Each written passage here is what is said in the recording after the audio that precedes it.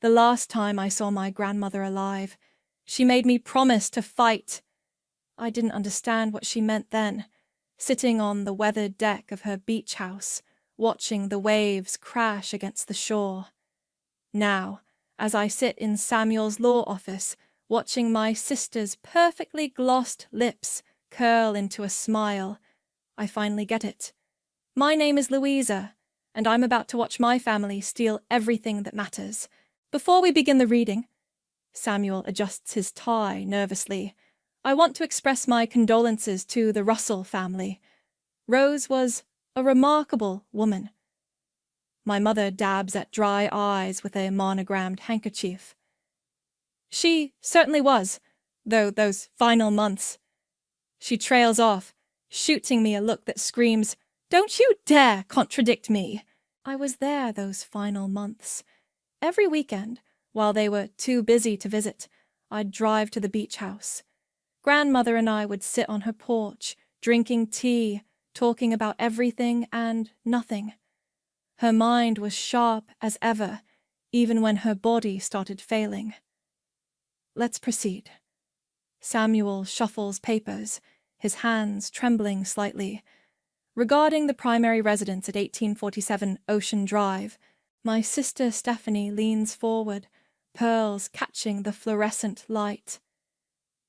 The beach house, she clarifies unnecessarily, as if we didn't all know what was at stake.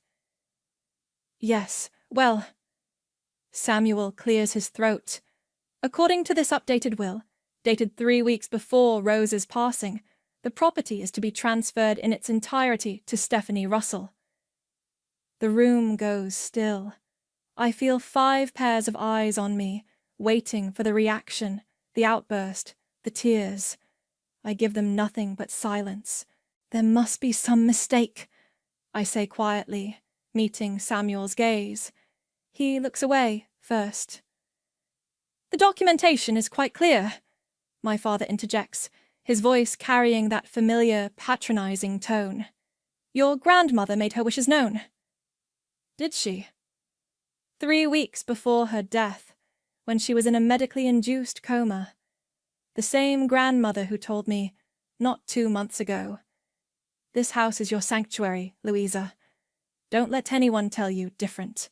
Louisa, darling. My mother reaches across the mahogany desk to pat my hand. I resist the urge to pull away. You know how close Stephanie and your grandmother were. It only makes sense. Close?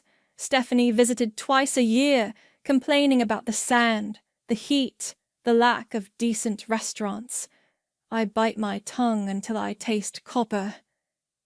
I'm just surprised, I manage.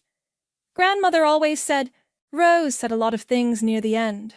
Stephanie cuts in, examining her manicure. She wasn't exactly herself. The lie hangs heavy in the air.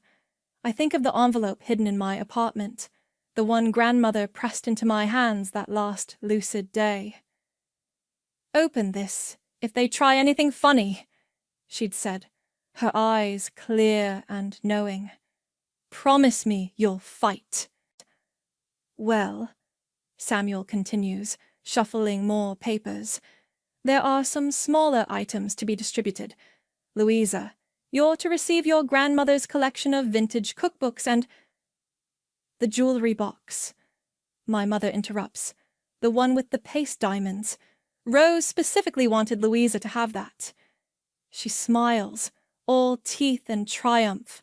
I remember the real diamonds, locked in my mother's safe since last Christmas. How thoughtful, I say.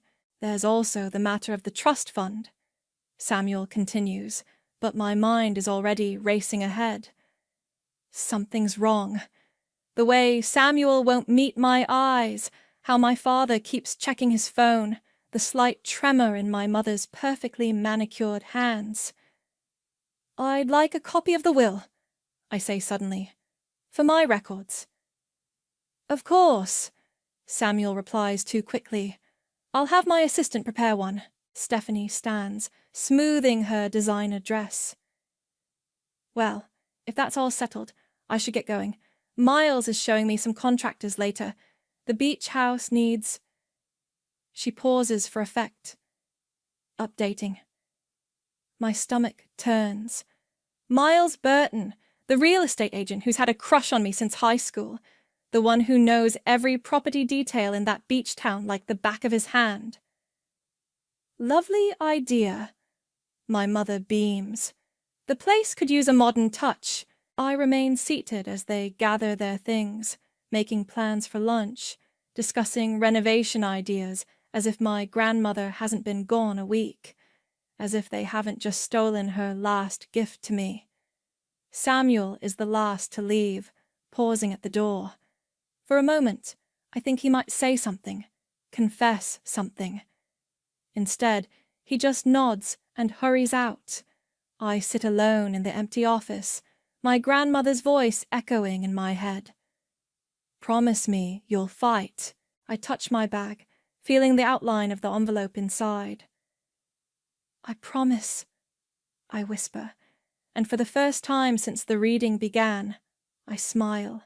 They think they've won. They have no idea what's coming.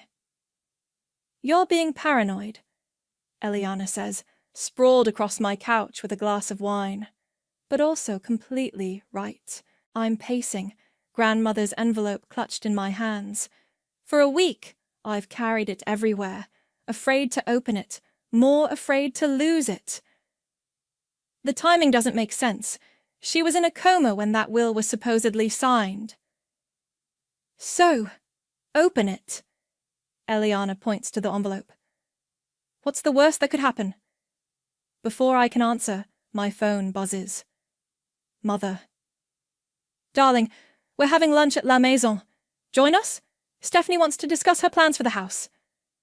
My stomach churns. I'll be there. Perfect. And wear something presentable. La Maison is exactly the kind of overpriced French restaurant my family loves. I arrive in a simple black dress, immediately spotting them at the best table. Stephanie's already holding court.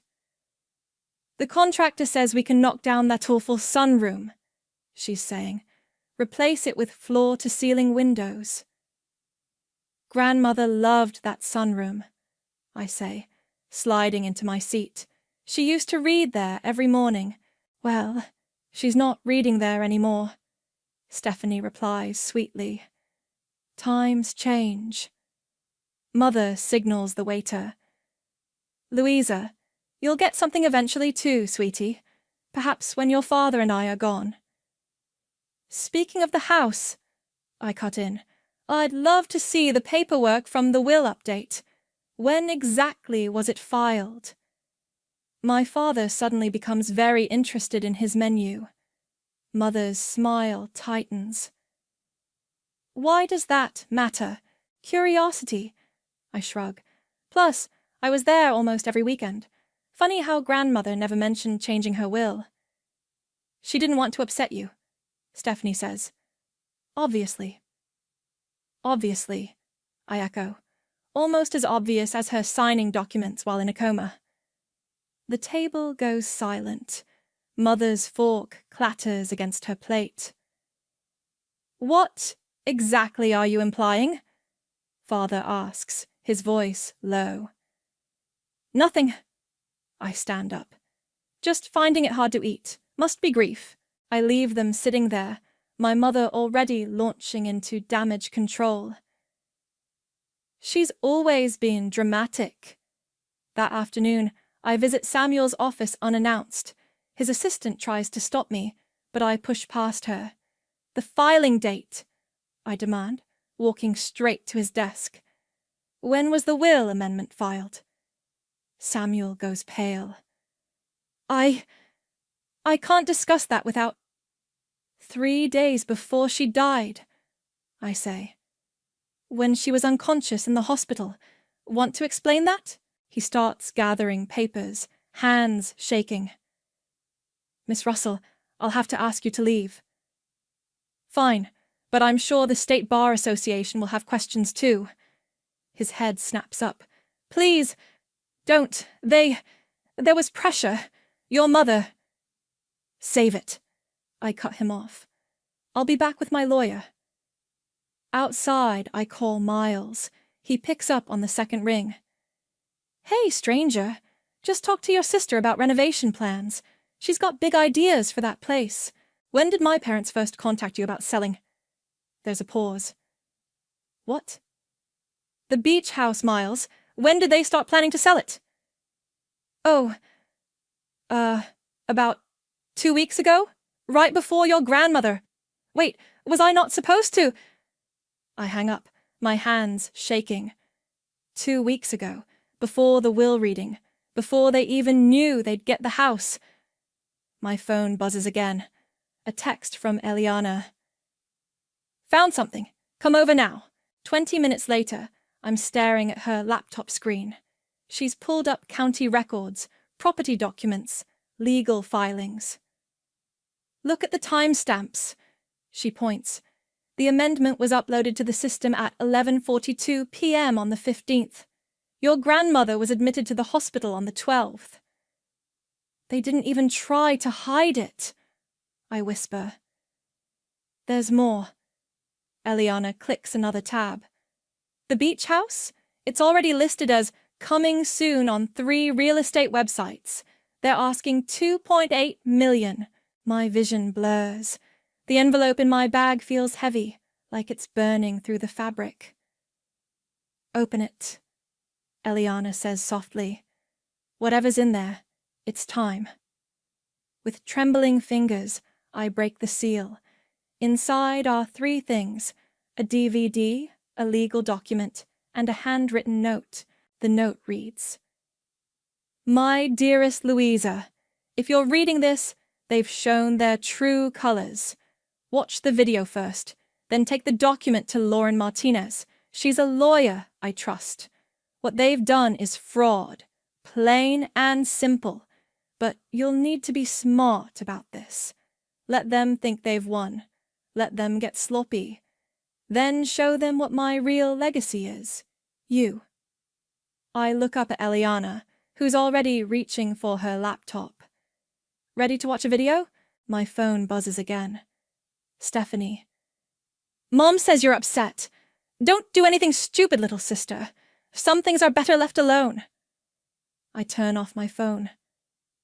Play it. Grandmother's face fills the screen, and my heart stops. She's sitting in her favorite armchair in the beach house, sunlight streaming through the windows behind her. The timestamp shows this was recorded just 6 weeks before her death. Louisa, she begins, her voice strong and clear. If you're watching this, then everything I feared has come to pass. Your mother has always been creative with the truth, especially when money is involved. Eliana squeezes my hand as we watch. I've known for months they were planning something. Valerie's been asking about property values, bringing up reverse mortgages. Damien's company isn't doing as well as they pretend. Grandmother's eyes narrow. But this house isn't meant to pay for their mistakes. She holds up a document.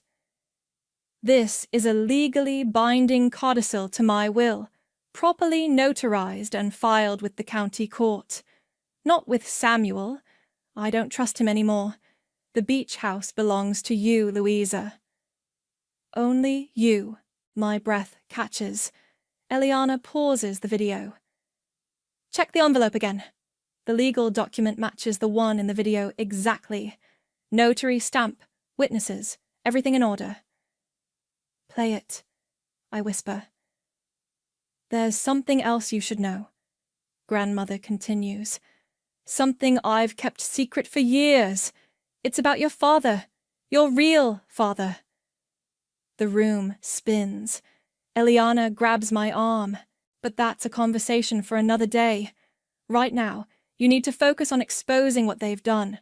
The codicil is ironclad, but timing is everything. Let them reveal themselves first. The video ends. Eliana and I sit in stunned silence. Holy shit, she finally says. My phone rings. Miles again. I answer on speaker. Look, he starts, sounding nervous. About earlier. Your parents swore they had permission to list the property, said it was all arranged with the will and everything. When exactly did they first contact you? 3 weeks ago. They wanted a quiet listing, nothing public yet. Said your grandmother had agreed to sell, but... He hesitates. But that couldn't be true, could it? She was already in the hospital then. Thanks, Miles. I'll need you to put that in writing. Louisa, wait. I hang up. Eliana's already typing furiously on her laptop. Lauren Martinez, she says. Found her. Top estate lawyer, offices downtown. Want me to call? Before I can answer, my phone buzzes with a text from Stephanie. Mom's furious about your little scene at lunch. Stop making trouble. You're embarrassing yourself. Another text follows. Besides, what could you possibly do about it now? Call the lawyer, I tell Eliana. I need to go somewhere first. An hour later, I'm standing on the beach house porch, using my old key, the one they don't know I have. The place smells like grandmother, sea salt, and lavender. My fingers trail along the walls as I walk through rooms filled with memories. In the kitchen, there's still a mug in the dish rack from my last visit. The sunroom Stephanie wants to demolish holds grandmother's favorite wicker chair, a half-finished novel on its cushion. I step onto the back deck, remembering a day 15 years ago. Grandmother and I had buried a time capsule under the loose board by the steps. This is our secret, she'd said. Something just for us. I find the board easily, pry it up. The metal box is still there, untouched. Inside, photos, letters, and an envelope I'd never seen before. My hands shake as I open it. Another letter, dated just months ago. My dearest Louisa, if you're reading this, you've remembered our hiding place. Good. You'll need every advantage in the fight ahead. They'll try to paint you as emotional, unstable, greedy. Don't let them.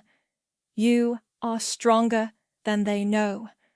The truth about your father is in the bottom of my jewelry box. The real one, not the fake one your mother thinks I don't know about. But that's for later. For now, remember this. I didn't just leave you a house. I left you the power to show them exactly who they are. All my love, Rose.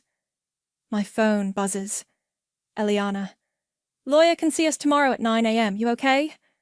I text back. Better than okay. I'm ready. Standing on the deck, watching the sunset over the ocean, I feel grandmother's presence. They thought they could erase her final wishes. Erase me.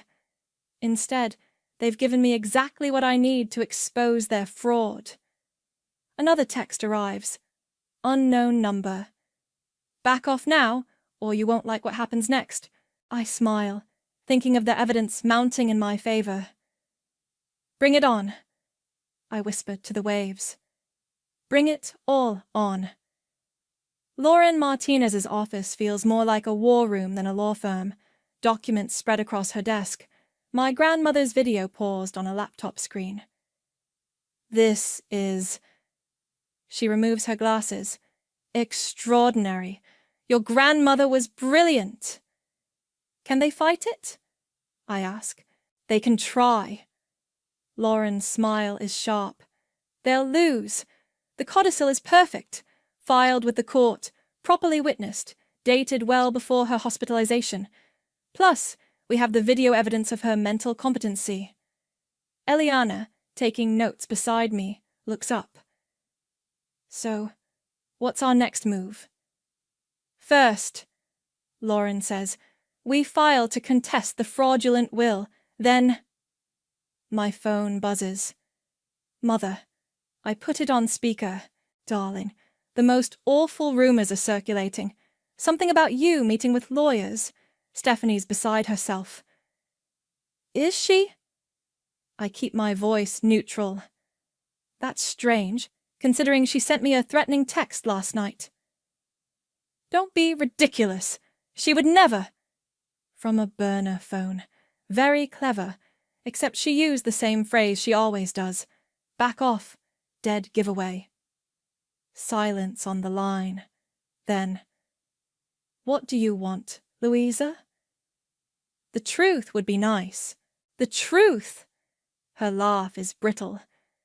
The truth is you're making a scene over nothing. Your grandmother wasn't thinking clearly. I have video proving otherwise. More silence. Then, what video? Lauren nods approvingly as I say, let's meet. Bring Dad and Stephanie. And Samuel, he should hear this too. Now, listen here. Tomorrow, noon, the beach house, or I go straight to the police with evidence of will fraud. I hang up. Lauren is already typing. Perfect. Give them time to panic, make mistakes. Meanwhile, I'm filing an emergency injunction to prevent any property sales or modifications. My phone lights up with texts. Stephanie. You vindictive little bitch. Father. Let's discuss this reasonably. Samuel. Please call me urgently. Look at this. Eliana turns her laptop toward us. Your parents' country club membership just got revoked. Apparently they're 6 months behind on dues. They're broke, I realize.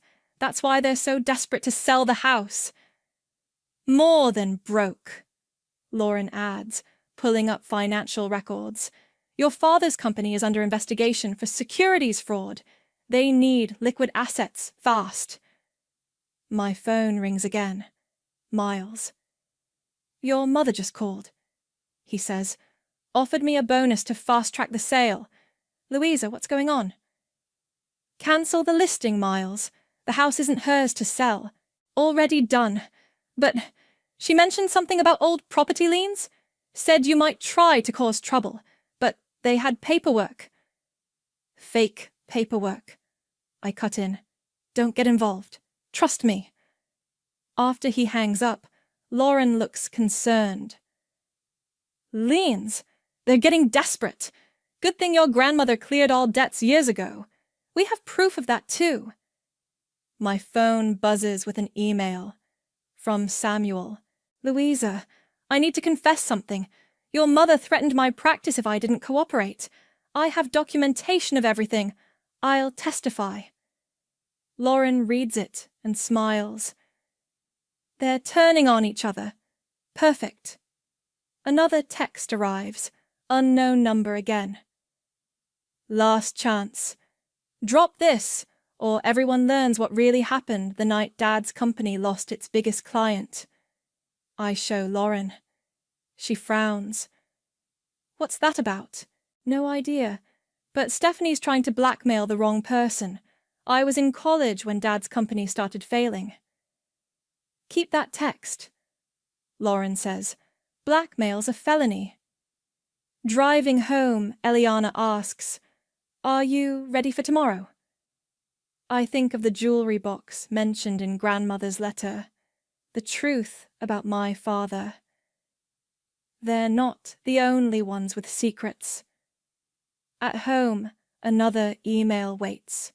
From my mother's sister, my Aunt Rachel, who I haven't seen in years. Louisa, heard what's happening. About time. Your mother pulled the same stunt when our father died. Tried to steal my inheritance. Ask her about the missing trust fund documents. I have copies. P.S. Your grandmother told me everything. About your real father, the artist. About why Valerie resents you so much. Call me. My hands shake as I forward the email to Lauren. Final text of the night, from my mother. Fine. Tomorrow at noon. But remember, family secrets work both ways. I think of the mounting evidence. The video, the codicil, Samuel's confession, Aunt Rachel's documents, Stephanie's blackmail attempt. They thought I was the weak one, the quiet one, the one who wouldn't fight back. They were wrong. I send one reply, looking forward to it. Bring the real jewelry box. Then I turn off my phone and smile, imagining their panic as midnight approaches. Tomorrow, everything changes. Tomorrow, grandmother's real legacy emerges. And I'm ready. The beach house looks different at noon. Colder, somehow, despite the summer heat. I'm sitting in grandmother's wicker chair when they arrive. Mother, father, Stephanie, and a very nervous Samuel. "Where's your lawyer?" Mother demands instead of hello. "Parking. Where's the jewelry box?" She clutches her designer handbag tighter. "I don't know what you're talking about." "The real one," I say, "with the diamonds and the documents." Father steps forward. "Louisa, be reasonable. We can work something out." "Like you worked something out with Samuel?" Samuel flinches. Stephanie moves to the windows, already eyeing renovation possibilities. "This is ridiculous. We have a valid will." "Valid?" Lauren's voice cuts through as she enters. "Is that what we're calling fraud now?" Mother's face hardens. "Who do you think you are? Lauren Martinez, estate law. Shall we discuss the will your daughter supposedly signed while comatose, or the property lines you fabricated?" "That's absurd," Father sputters. "We would never—" "Save it," I interrupt, pulling out my phone. "Miles recorded your conversation about rushing the sale. Samuel's given us his full statement, and Aunt Rachel sends her regards." Mother goes white. "You contacted Rachel? She had interesting things to say about missing trust fund documents. Family history repeating itself." "Enough!" Stephanie shouts. "You want to play hardball? Fine. Tell them about Dad's company, Louisa, about what really happened to the Thompson contract." I laugh. "I was in Boston when that happened. Try again." "Your grandmother wasn't thinking clearly." Mother tries. "She was confused." Lauren pulls out her laptop. "Shall we watch the video? The one where she's perfectly lucid, describing exactly how you might try to steal the house?" "I have buyers lined up," Father says desperately. 2.8 million. We'll split it, 50-50. "The house isn't for sale." "You ungrateful little—" Stephanie starts. "Careful," Lauren warns. "Threats won't help your position, especially after that anonymous text last night." Samuel clears his throat. I need to—" "Sit down," Mother snaps. "Nobody's going anywhere." "Actually," Lauren slides a document across the table. "Samuel's already given his sworn statement. Would you like to hear it?" "You're bluffing," Stephanie says, but her voice wavers. I stand up, walk to the loose floorboard, and pry it open. "Remember this, Mom? The time capsule. Grandmother left another letter here. Want to know what it says about my real father?" The jewelry box hits the floor. Mother's handbag spills open, spilling papers and the ornate box across the hardwood. "Don't," she whispers. "The artist," I continue, "the one you told everyone died before I was born. Except he didn't, did he?" Father's head snaps toward Mother. "What is she talking about?" "Nothing," Mother says quickly. "She's lying." "Am I? Should we call him? Grandmother kept his number, left it right here in this letter." "You wouldn't dare." "Try me," Lauren clears her throat. "We have a simple solution. Acknowledge the codicil, drop all claims to the property, or we take this to court, every detail, every document, every secret." "You'll destroy this family," Stephanie says. "You did that yourselves." Silence falls. Mother's mascara is running. Father won't meet anyone's eyes. Stephanie's phone keeps buzzing, Probably the contractor she promised the renovation to. 1 hour, Lauren says. Sign the acknowledgement, or we file everything with the court. Your choice. They huddle in the corner, whispering furiously. Samuel sits alone, looking like he might vomit. Finally, Father turns. We'll sign, but this stays private. Unlike the rumors you spread about grandmother's mental state? Mother flinches. Lauren slides over the papers. One by one, they sign. Samuel notarizes with shaking hands. The jewelry box stays, I say, as Mother reaches for it. You have no right. Like you had no right to forge a will? Leave it. They file out slowly. At the door, Stephanie turns. You'll regret this. No, I say, thinking of grandmother's strength, her foresight, her love. I really won't. After they're gone, Lauren gathers the papers. Congratulations. The house is officially yours. Want to press charges? I look around at the sunroom they wanted to destroy, the deck where grandmother and I shared so many sunsets, the kitchen where she taught me to bake. No, I decide. Let them live with what they've done. That's punishment enough. Smart. Lauren nods. They're the ones who look bad here, not you. After she leaves, I open the jewelry box. Inside, beneath the diamonds they tried to steal, is a photo. A man with my eyes, my artistic hands, standing on this very beach. On the back, in grandmother's writing, Thomas, summer 1993. He would be so proud of you. My phone buzzes. Eliana. Well? I text back. It's done. Come over. There's something I need to show you. The afternoon light fills the sunroom, just like it did when grandmother was alive. For the first time since she died, I feel at peace. This was never about revenge. It was about truth. The doorbell rings at midnight. I'm still sorting through the jewelry box contents when I find Stephanie swaying on the porch, clearly drunk. You think you've won? She pushes past me into the house. You have no idea what you've done. You're drunk. Go home. Home? She laughs bitterly. Dad's moving out. Mom's having a breakdown. The country club's circulating rumors. Our perfect family. She grabs a framed photo off the wall, studies it. All gone? You did this, not me.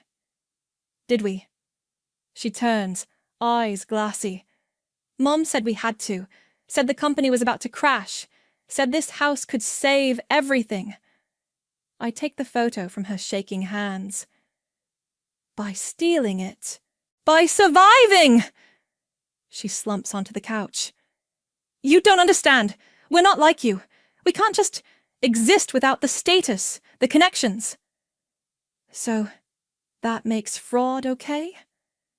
Mom said Grandma was going to give you everything. Said it wasn't fair. She wipes her eyes, smearing mascara.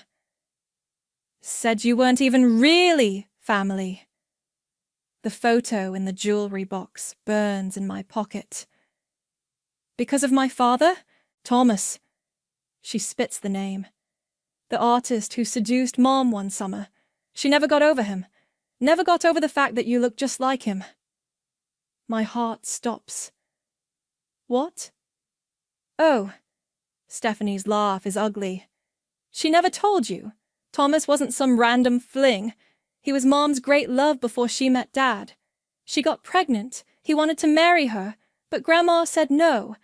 Said he wasn't good enough. The room spins. Mom chose to marry Dad instead.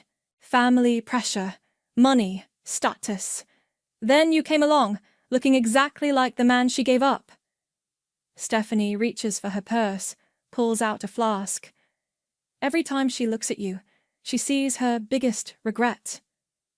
That's not my fault. No? She takes a long drink. You got all of him. The art, the music, the way you see the world. Even Grandma loved you more because of it. Do you know what it's like competing with a ghost? You never had to compete. You were always the favorite, the replacement, she corrects. The do-over daughter, the one who wouldn't remind her of Thomas. Another drink. But Grandma knew. She always knew you were the real thing. My phone buzzes. Eliana checking in. I ignore it. Why are you telling me this? Because... Stephanie stands unsteadily. You should know what you've destroyed. Mom's going to leave Dad. The company's facing investigation. My engagement's off. Can't marry into old money when your family's a fraud. I didn't... Save it. She moves to the door. You wanted revenge? Congratulations. You got it. Hope you're happy in your perfect beach house with your perfect moral high ground. Stephanie, wait. But she's already gone, leaving me alone with a house full of ghosts. My phone buzzes again. This time it's an email from Aunt Rachel. Found more photos of Thomas. He's still in California, still painting, still asks about you sometimes. Want his number? Before I can respond, another text arrives from Samuel. Your father's company is being audited. Your mother just withdrew all her personal accounts. Things are about to get very public. I'm sorry. I sink onto the couch, surrounded by the life Grandmother built, the truth she protected, the love she never lost. On the coffee table, the jewelry box lies open. Inside, beneath the photo of Thomas, I find another note. Dearest Louisa, the truth about your father was never mine to tell. But know this, he wanted you. Your mother chose a different path. Don't let her bitterness become yours. Sometimes justice looks like letting go. Love, Grandmother. My phone rings. Mother. I'm leaving your father, she says without preamble. The house in Greenwich, the accounts, everything's gone. Are you happy now? Mom. He was a painter, she continues, voice breaking. He loved the ocean.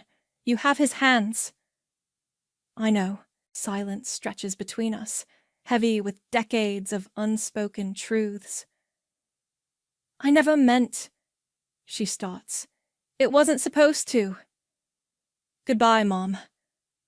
I hang up, walk to the sunroom Stephanie wanted to destroy. The moonlight streams through the windows, casting shadows on the floor where Grandmother and I used to sit. My phone lights up one last time, an unknown number, but not a threat this time. Just 3 words. Hello, my daughter. I stare at the message, at the life-changing truth it represents, at the future it could open. Outside, the waves crash against the shore, constant as always. Some things break to be rebuilt. Some truths hurt to heal. And some revenge brings more than justice. It brings freedom. I take a deep breath and start typing. Hello, Father. The California sun hits different than East Coast light. Brighter, somehow. More direct. I'm sitting in a Santa Monica cafe, watching a man with my hands approach. Louisa? His voice is exactly how I imagined. Thomas. I stand, unsure whether to shake hands or hug. He decides for me, pulling me into an embrace that feels like coming home. You look just like your grandmother, he says, pulling back to study my face. But those are definitely my eyes. And hands! I hold them up. Artist's hands, Grandmother always said. We sit. He orders coffee. I notice paint under his fingernails, just like mine get when I'm working. Rose kept me updated, he says. Sent photos. Told me about your art, your kindness. She wanted to tell you about me, but Mom threatened to cut off contact completely. He nods. Valerie was complicated. Still is, I guess. I heard about what happened with the house. My phone buzzes. Speaking of complications. Mother. Where are you? We need to talk. I ignore it. Did you know about what they were planning? Rose called me 2 months before she died, said they were circling like vultures. He smiles sadly. She also said you were stronger than all of them combined. Another text, Stephanie this time. Dad's being indicted. Mom's having a breakdown. Thanks for nothing. They're imploding, I tell Thomas. The fraud investigation, the divorce, everything. And how do you feel about that? Before I can answer, my phone rings. Eliana. Turn on the news, she says without greeting. Your father's company. It's everywhere. I gesture to Thomas, and we move to the cafe's bar area, where a TV shows business headlines. Major investment firm under federal investigation. CEO steps down amid fraud allegations. Your mother's been calling me. Eliana continues. She's desperate to reach you. Says she can explain everything. Too late for explanations, I say, watching my father's face flash across the screen.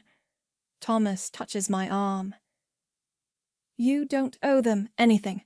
Not anymore. Another text arrives from Samuel. Federal investigators want to speak with you about the will fraud.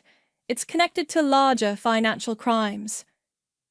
They're not just losing status, I realize. They're facing criminal charges. Good, Thomas says firmly. Actions have consequences. My phone keeps buzzing. Mother. Please, I need you. Stephanie. This is all your fault. Father. Can we meet? Urgently. I turn off my phone. Tell me about your art, I say to Thomas. His face lights up. He pulls out his phone, shows me photos of massive ocean-themed murals, gallery installations, paintings that capture exactly how the beach house feels at sunset. I have a show next month, he says. Would you like to contribute something? A father-daughter exhibition? Tears sting my eyes. I'd love that. Rose always said you were the true artist in the family.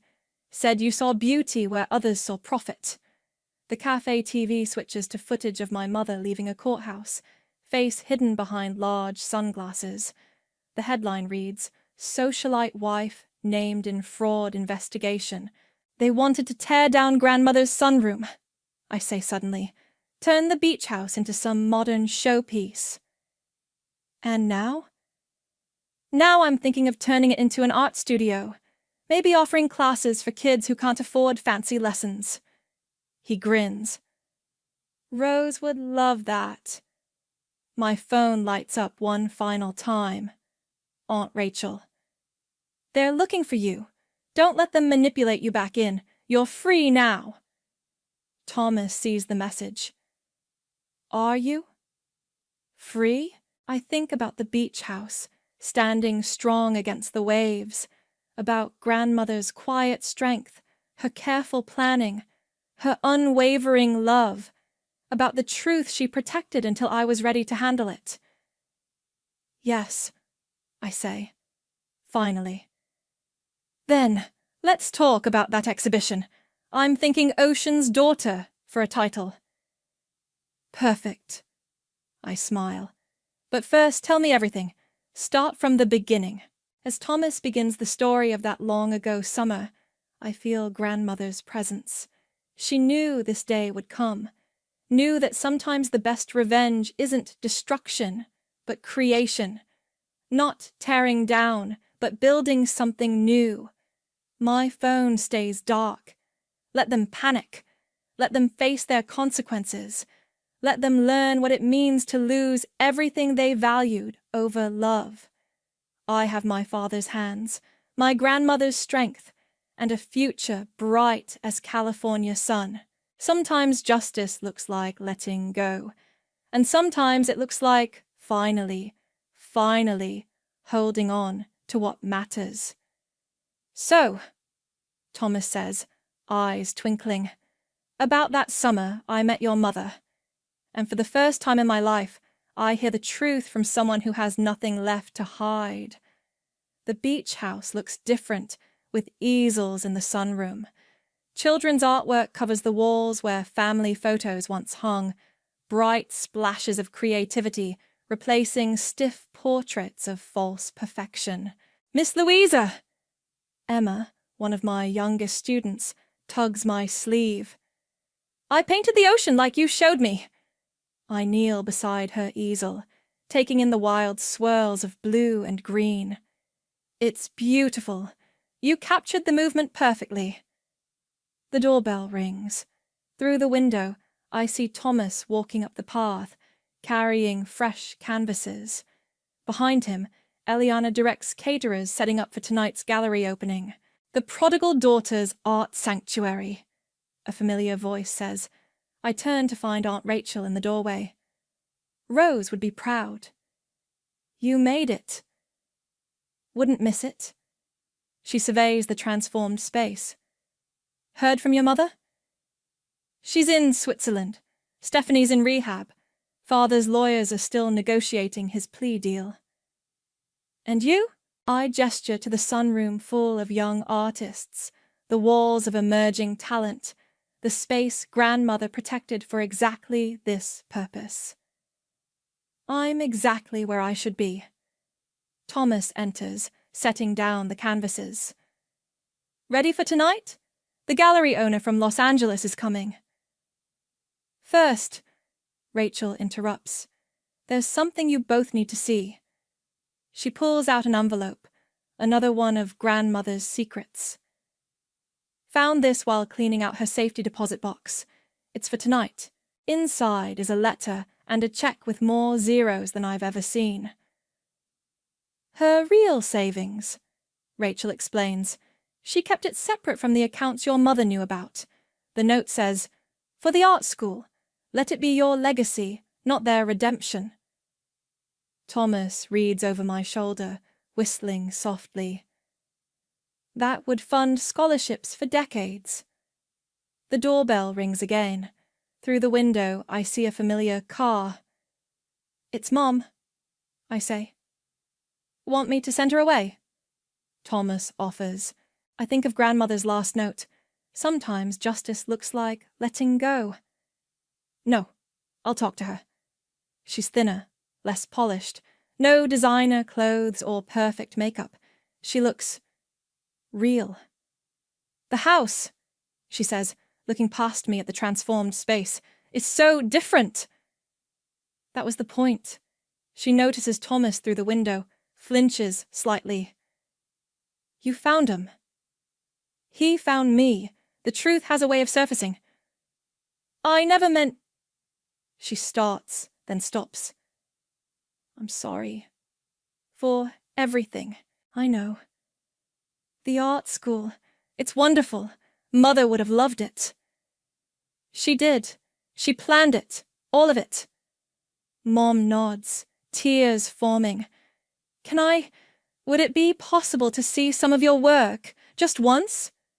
I think of grandmother's strength, of Thomas's forgiveness, of the legacy being built in this house of second chances. "The gallery opening is tonight," I say. "You can come, as a guest, not as family." "Thank you," she whispers. "But Mom?" I meet her eyes. "No schemes, no manipulation, no lies, or you'll never see this place again." She nods, understanding the weight of the chance being offered. That evening, the beach house glows with light and possibility. Art fills every room. Thomas's ocean murals, my abstract landscapes, students' first attempts at capturing beauty. Eliana handles the sales, professional and proud. "Another red dot," she announces. "Your grandmother's sunroom series is selling out." I watch Mom move through the crowd, smaller somehow, studying each piece with real attention. She stops at my centerpiece, a painting of the beach house, transformed into a beacon of color and light. "You really are talented," she says softly. "Just like him."